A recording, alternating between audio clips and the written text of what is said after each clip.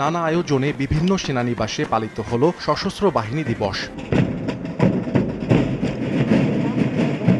বৃহস্পতিবার চট্টগ্রাম সেনানিবাসে মনোমুগ্ধকর সংবর্ধনা অনুষ্ঠানের মধ্য দিয়ে পালিত হয় দিবসটি। অনুষ্ঠানে অতিথিদের অভ্যর্থনা জানান ২৪ পদাতিক ডিভিশন ও area commander major general Mir Mushfiqur Rahman. এ সময় আত্মার মাগফিরাত কামনা করেন বৈষম্য বিরোধী ছাত্র আন্দোলনে নিহতদের। অনুষ্ঠানে মুক্তিযোদ্ধা, শহীদ পরিবারের সদস্য, সামরিক ও বেসামরিক কর্মকর্তা সহ অন্যান্যরা উপস্থিত ছিলেন।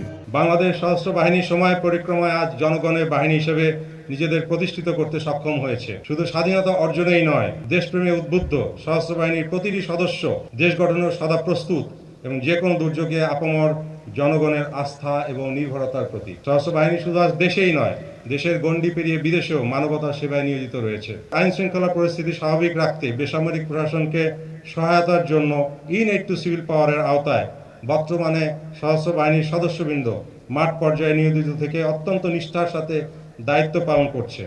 এছাড়াও সাম্প্রতিক সময়ে বন্যা কবলিত এলাকায় সশস্ত্র বাহিনীর প্রতিটি সদস্য অক্লান্ত পরিশ্রম করে উদ্ধার কার্যক্রম, ত্রাণ বিতরণ এবং প্রয়োজনীয় চিকিৎসা সেবা প্রদান করে সর্বমহলে ব্যাপক প্রশংসা অর্জন করেছে।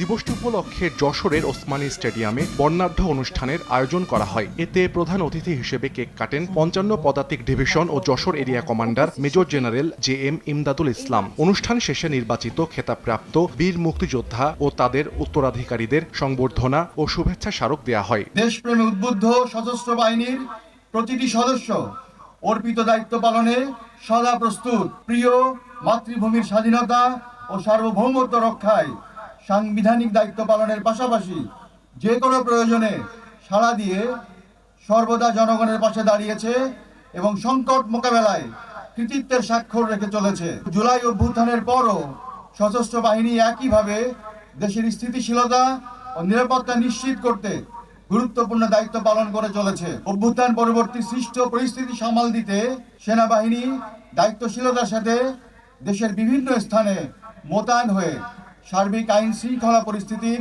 উন্নয়ন সহ আপামর জনসাধারণের আস্থা অর্জন করতে সক্ষম হয়েছে।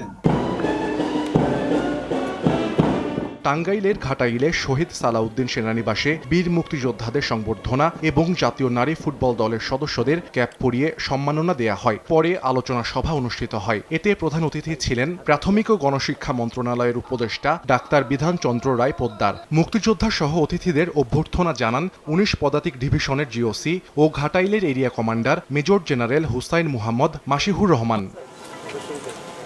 সাহাল আব্দুল্লাহ আলভি, সময় সংবাদ।